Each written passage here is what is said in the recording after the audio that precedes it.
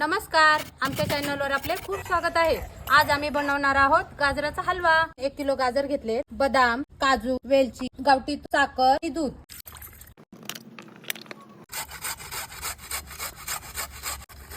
गाजर किसून होईपर्यंत आपण चुलीवर दूध तापून घेऊ। त्याच्यात आपण आता तूप टाकून घेऊ। गरम झालेले किसलेले गाजर टाकून घेऊ। त्याच्यात 5 ते 10 मिनिटं परतायचे, नंतर दूध टाकायचे।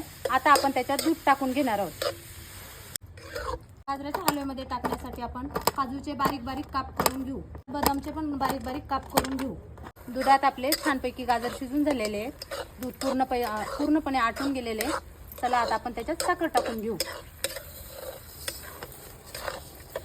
गाजराचा हलवा आपला तयार झालेला आहे। आता चला आता आपण त्याच्यात काजू बदाम टाकून घेऊ। आमचा गाजराचा हलवा तयार। आमची रेसिपी आवडल्यास लाईक करा, शेअर करा, कमेंट